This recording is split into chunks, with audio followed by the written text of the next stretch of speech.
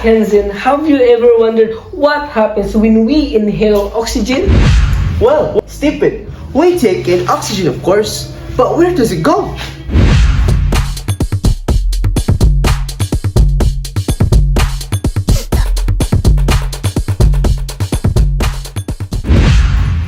That's what we're about to find out.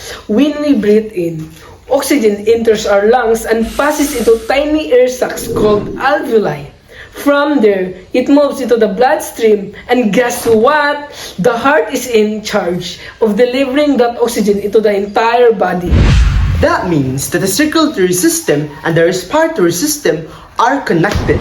But today, we'll focus on the circulatory system and see how the heart works like a powerful pump. Exactly, the heart works non-stop, every second of every day. Now, let's follow the journey of the blood inside the body. Once oxygen enters the blood, it binds with red blood cells and travels through the pulmonary veins into the left atrium of the heart. The left atrium is like a waiting room for oxygen-rich blood, but it doesn't stay there for long.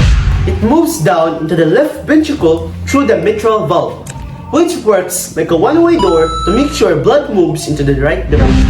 And now, it's time for the big job. The left ventricle is the strongest chamber of the heart because it pumps oxygenated blood out through the aorta, the largest artery in the body. Arteries are like highways for blood. They carry oxygen-rich blood away from the heart and spread it through the body. The aorta branches out into smaller arteries which carry oxygen and nutrients to every part of the body, like our brain, muscles, and even our toes. Think of arteries like big roads, splitting into smaller streets, making sure every single cell gets oxygen it needs. The oxygen in the blood is used to create energy for our cells. But once the oxygen is used up, the blood becomes deoxygenated, meaning it needs to return to the heart. And this is where veins came in. Unlike arteries, veins carry the oxygenated blood back to the heart. The two main veins that bring blood back are the superior vena cava, which carries blood from the upper body, and the inferior vena cava, which carries blood from the lower body. These veins act like a return roads, guiding blood back to the heart to get recharged with oxygen. This deoxygenated blood enters the right atrium, waiting for its turn to be refreshed. Now, the blood needs fresh oxygen, so it moves from the right atrium to the right ventricle through the tricuspid valve. And the right ventricle pumps it out through the pulmonary arteries, which carry it straight to the lungs. Unlike other arteries, the pulmonary arteries carry the oxygenated blood. It's the only time an artery carries blood without oxygen. Once the blood reaches the lungs, it picks up fresh oxygen, and then the cycle starts all over. The heart is so incredible, isn't it? Yes. It beats about 100,000 times a day without us ever thinking about it. And it also pumps around 5 liters of blood every minute. That's enough to fill a bathtub in just an hour. Wow! And guess what? If we stretch out all of our blood vessels, they would be about 60,000 miles long. Long enough to circle the earth twice. That's why our heart is so important. It keeps us moving.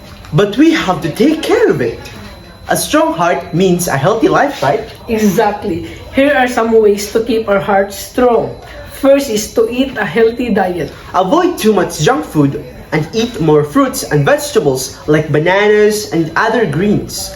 Second is exercise regularly. Even walking or dancing helps keep our heart pumping well. Third is stay hydrated. Water helps blood flow smoothly. Fourth is get enough sleep.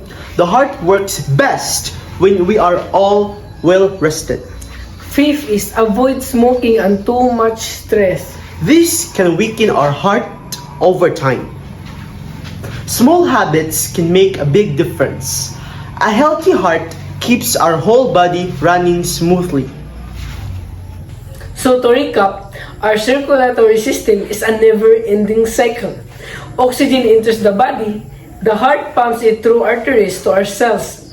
Veins bring back used blood, and the heart sends it to the lungs for fresh oxygen. And the heart is the key player in this process, working 24/7 to keep us alive. That's why we should appreciate it and take care of it. Thanks for joining us in this incredible journey through the circulatory system. I'm CIRCULATORY. I'm Stephen Vince G. Storpy. Until our next adventure, bye! Bye!